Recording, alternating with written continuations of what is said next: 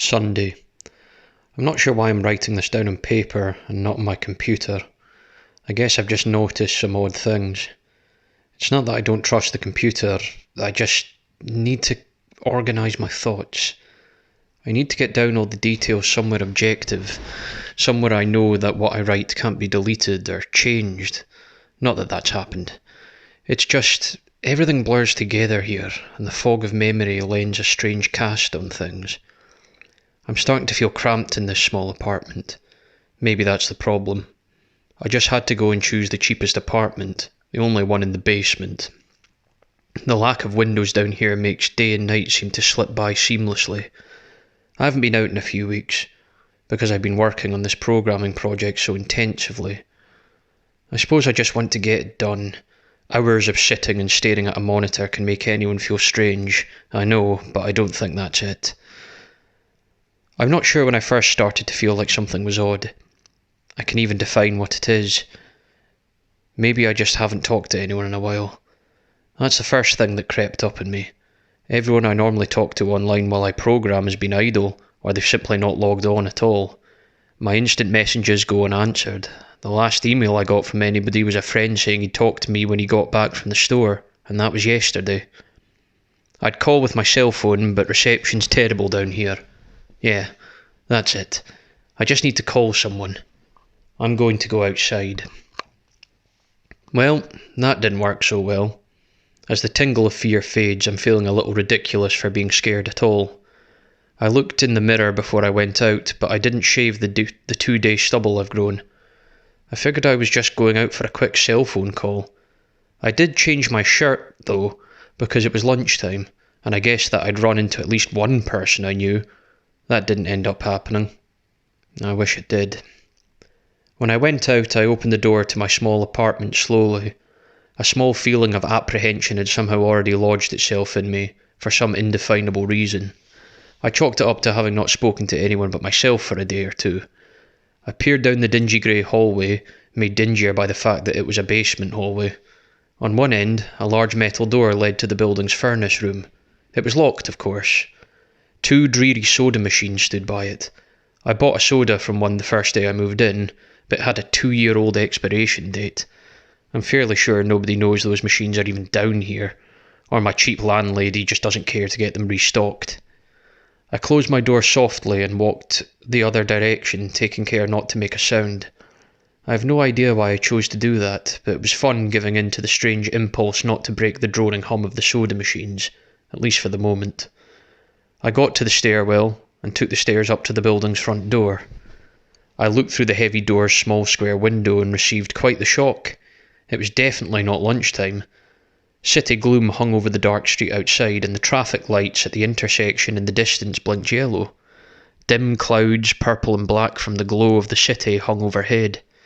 Nothing moved, save for the few sidewalk trees that shifted in the wind. I remember shivering, though I wasn't cold. Maybe it was the wind outside, I could vaguely hear it through the heavy metal door, and I knew it was that unique kind of late-night wind, the kind that was constant, cold and quiet, save for the rhythmic music it made as it passed through countless unseen tree leaves. I decided not to go outside.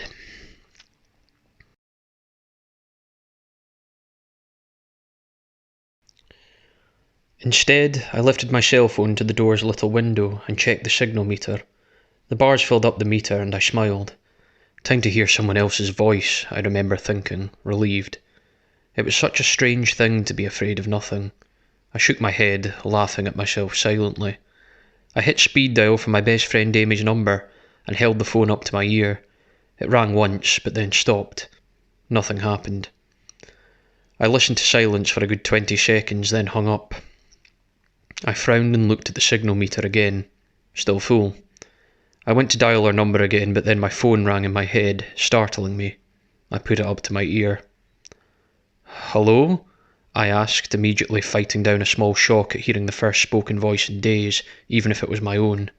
I had gotten used to the droning hum of the building's inner workings, my computer and the soda machines in the hallway.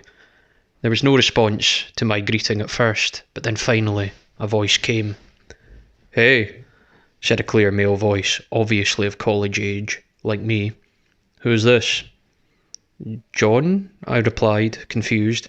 Oh, sorry, wrong number, he replied, then hung up. I lowered the phone slowly and leaned against the thick brick wall of the stairwell. That was strange. I looked at my received calls list, but the number was unfamiliar. Before I could think of it further, the phone rang loudly, shocking me yet again. This time I looked at the caller before I answered. It was another unfamiliar number. This time I held the phone up to my ear but said nothing. I heard nothing but the general background noise of a phone. Then a familiar voice broke my tension. "John?" was the single word in Amy's voice. I breathed a sigh of relief. "Hey, it's you," I replied. "Who else would it be?" she responded. "Oh, the number. I'm at a party at 7th Street, and my phone died just as you called me. This is someone else's phone, obviously." "Oh, okay," I said. "Where are you?" she asked. My eyes glanced over the drab whitewashed cylinder block walls and the heavy metal door with its small window. "At my building," I said. "Just feeling cooped up. I didn't realise it was so late." "You should come here," she said, laughing. "Nah, I don't feel like looking for some strange place by myself in the middle of the night," I said, looking out the window at the silent, windy street that secretly scared me just a tiny bit. "I think I'm just going to go to keep working, or maybe go to bed." "Nonsense," she replied. "I can come get you. Your building is close to 7th Street, right?" How drunk are you?" I asked light-heartedly. "You know where I live." "Oh, of course," she said abruptly. "I guess I can't get there by walking, huh?" "You could if you wanted to waste half an hour," I told her. "Right," she said. "Okay, have to go. Good luck with your work." I lowered the phone once more, looking at the numbers flash as the call ended. Then the droning silence suddenly reasserted itself in my ears. The two strange calls and the eerie street outside just drove me home my aloneness in the empty stairwell. Perhaps from having seen too many scary movies, I had the sudden, inexplicable idea that something could look in the door's window and see me, some sort of horrible entity that hovered at the edge of aloneness, just waiting to creep up on unsuspecting people that strayed too far from other human beings. I knew the fear was irrational, but nobody else was around, so I jumped down the stairs, ran down the hallway into my room and closed the door as swiftly as I could while still staying silent. Like I said, I feel a little ridiculous for being scared of nothing, and the fear has already faded. Writing this down does help a lot. It makes me realise that nothing is wrong. It filters out half-formed thoughts and fears and leaves only cold hard facts. It's late. I got a call from a wrong number, and Amy's phone died, so she called me back from another number. Nothing strange is happening. Still, there was something a little off about that conversation. I know it could have just been the alcohol she had, or was it even her that seemed off to me? Or was it... Yes, that was it. I didn't realise it until this moment, writing these things down. I knew writing things down would help. She said she was at a party, but I only heard silence in the background. Of course, that doesn't mean anything in particular, as she could have just gone outside to make the call. No, that couldn't be it either. I didn't hear the wind. I need to see if the wind is blowing. Monday. I forgot to finish writing last night. I'm not sure what I expected to see when I ran up the stairwell and looked out the heavy metal door's window. I'm feeling ridiculous. Last night's fear seems hazy and unreasonable now. I can't wait to go out into the sunlight. I'm going to check my email, shave, shower, and finally get out of here. Wait, I think I heard something. It was thunder. The whole sunlight and fresh air thing didn't happen. I went out into the stairwell and up the stairs only to find disappointment. The heavy metal door's little window showed only flowing water as torrential rain slammed against it.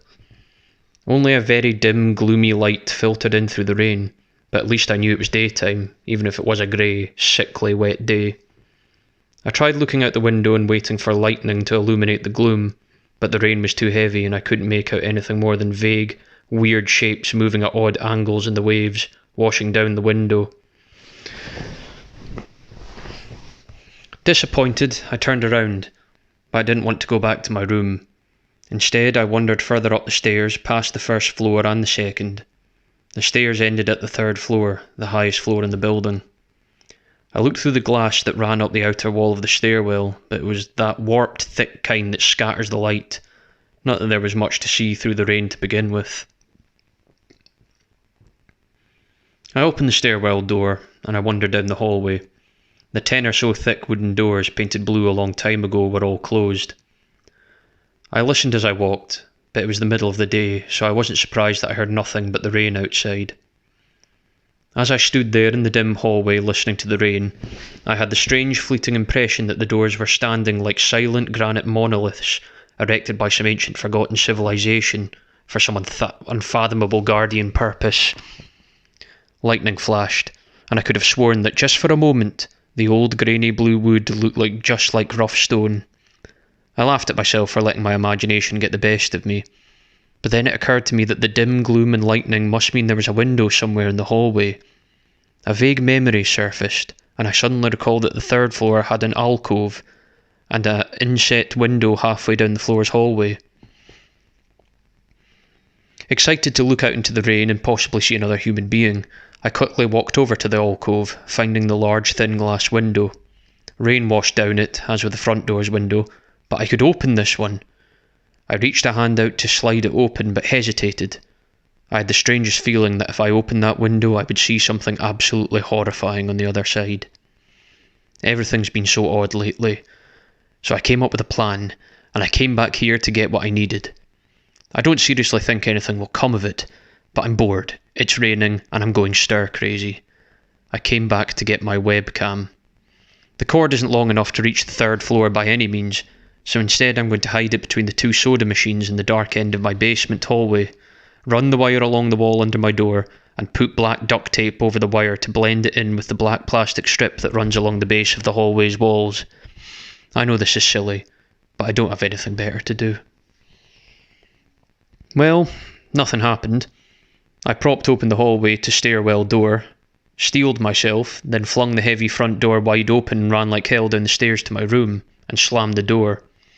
I watched the webcam on my computer intently, seeing the hallway outside my door and most of the stairwell. I'm watching it right now, and I don't see anything interesting.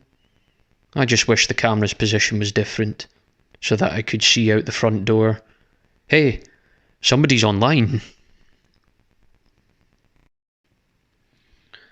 I just got out an older, less functional webcam that I had in my closet to video chat with my friend online. I couldn't really explain to him why I wanted to video chat, but it felt good to see another person's face. He couldn't talk very long and we didn't talk about anything meaningful, but I felt much better. My strange fear is almost past.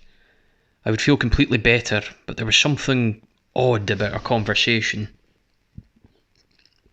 I know that I've said that everything has seemed odd recently, but still, he was very vague in his responses. I can't recall one specific thing that he said, no particular name or place or event, but he did ask for my email address to keep in touch. Wait, I just got an email.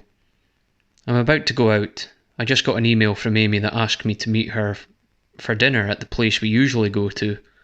I do love pizza, and I've just been eating random food from my poorly stocked fridge for days, so I can't wait. Again, I feel ridiculous about the odd couple of days I've been having. I should destroy this journal when I get back. Oh, another email. Oh my god. I almost left the email and opened the door. I almost opened the door, but I read the email first. It was from a friend. I hadn't heard from him in a long time, and it was sent to a huge number of emails that must have been every person he had saved in his address list. It had no subject, and it said simply, "Seen with your own eyes, don't trust them, they." What the hell does that supposed to mean? The words shook me, and I keep going over and over them. Is it a desperate email sent just as something happened? The words are obviously cut off without finishing. On any other day I would have dismissed this as spam from a computer virus or something. But the words, "seen with your own eyes," I can't help but read over this journal and think back on the last few days and realise that I have not seen another person with my own eyes, or talked to another person face to face. The webcam conversation with my friend was so strange, so vague, so eerie, now that I think about it. Was it eerie? Or was the fear clouding my memory? My mind toys with the progression of events I've written here, pointing out that I have not been presented with one single fact that I did not specifically give out unsuspectingly. The random wrong number that got my name and the subsequent strange return call from Amy. The friend that asked for my email address. I messaged him first when I saw him online, and then I got my first email a few minutes after the conversation. Oh my God. That phone call with Amy. I said over the phone, I said that I was within half an hour's walk of 17th Street. They know I'm near there. What if they're trying to find me? Where is everyone else? Why haven't I seen or heard anyone else in days? No, this is crazy. This is absolutely crazy. I need to calm down. This madness needs to end. I don't know what to think. I ran about my apartment furiously, holding my cell phone up to every corner to see if I can get a signal through the heavy walls. Finally, in the tiny bathroom near one ceiling corner, I got a single bar. Holding my phone there, I sent a text message to every number in my list.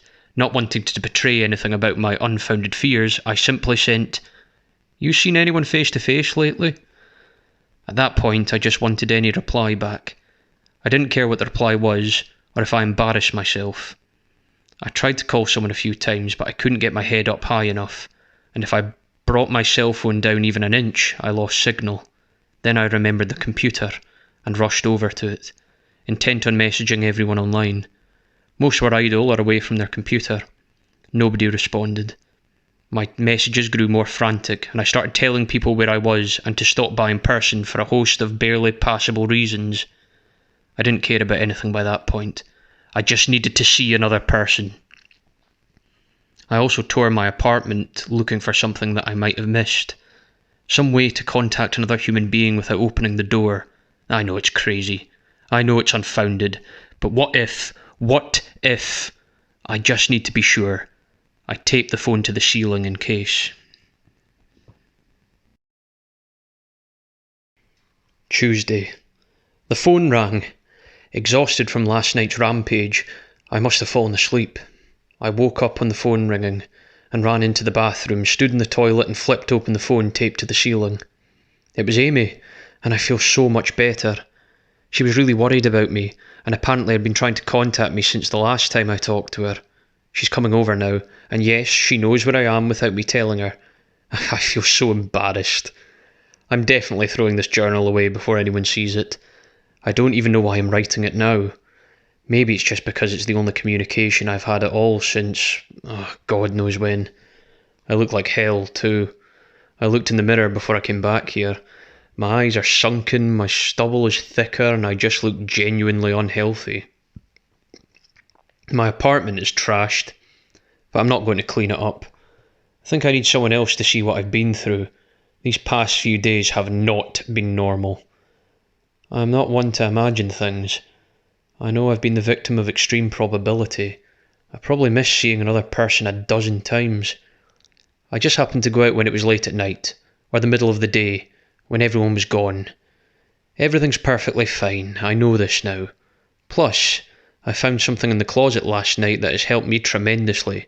A television. I set it up just before I wrote this, and it's on in the background. Television always has been an escape for me, and it reminds me that there's a world beyond these dingy brick walls. I'm glad Amy's the only one that's responded to me after last night's frantic pestering of everyone I could contact. She's been my best friend for years. She doesn't know it, but I count the day that I met her among one of the few true moments of happiness in my life. I remember that warm summer day fondly. It seems a different reality from this dark, rainy, lonely place. I feel like I spent days sitting in that playground, much too old to play, just talking with her and hanging around doing nothing at all. I still feel like I can go back to that moment sometimes, and it reminds me that this damn place is not all that there is. Finally, a knock at the door. I thought it was odd that I couldn't see her through the camera I hid between the two soda machines. I figured that it was bad positioning, like when I couldn't see out the front door.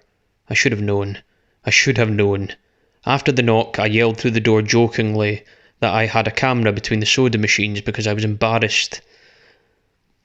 After I did that, I saw her image walk over to the camera and look down at it. She smiled and waved. "Hey," she said to the camera, brightly, giving it a wry look. It's weird, I know," I said into the mic attached to the computer. "I've had a weird few days." "Must have," she replied.